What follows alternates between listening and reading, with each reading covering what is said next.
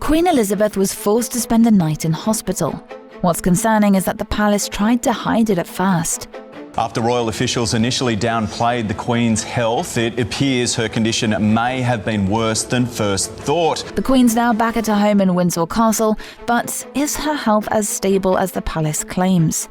Several signs in recent weeks have caused great concern. First, she was seen relying on a cane to walk. You may think it's pretty normal for a 95-year-old, but it isn't normal at all for Queen Elizabeth.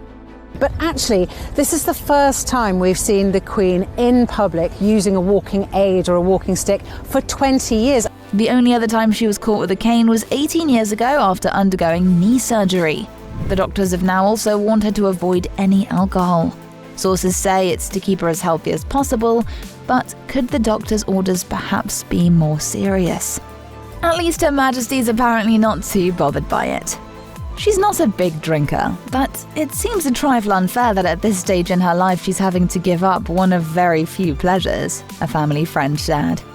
The Queen's being forced to rest and isn't allowed to travel. It may sound like simple medical advice for someone her age, but remember how they downplayed Prince Philip's condition? Is the palace now doing the same with Queen Elizabeth?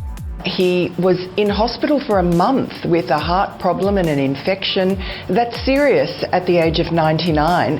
At first, the royal family tried to keep his condition hush-hush. Sir,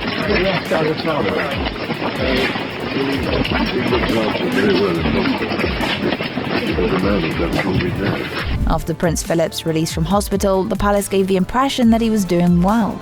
The Duke of Edinburgh has today been discharged following treatment for an infection and a successful procedure for a pre-existing condition, the palace said in a statement.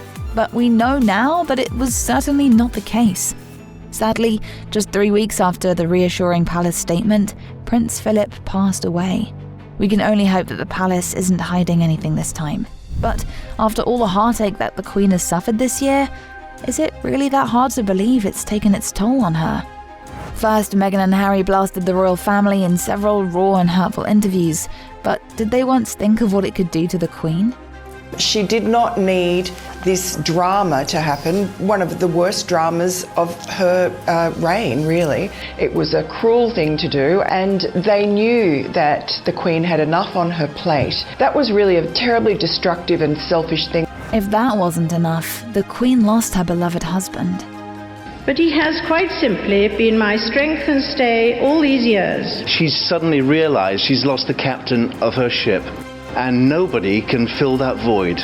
So far, the palace hasn't confirmed anything concrete.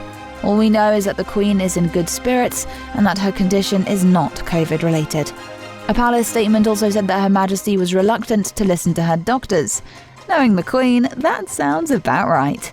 If she's shown us anything in her almost 70 years as Queen, it's that she's unstoppable. Thank you very much. I'm still alive. Just very recently, she was honoured with a strange award, that of Oldie of the Year award.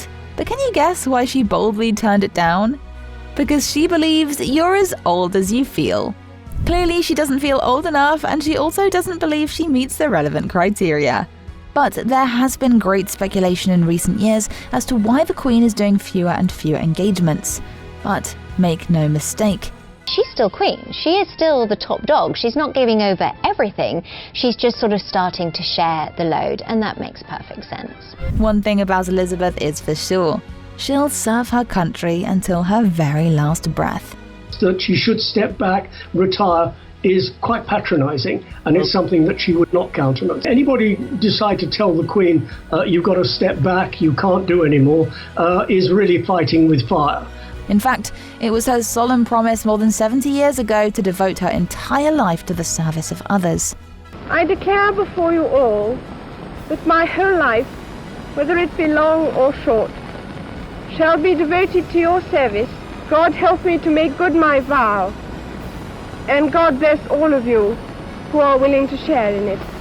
For now, we don't know the true state of the Queen's condition, but we wish her the best of health and speedy recovery. Share your own message with Her Majesty to wish her good health. If you want to learn more about the royal family, check out our other videos.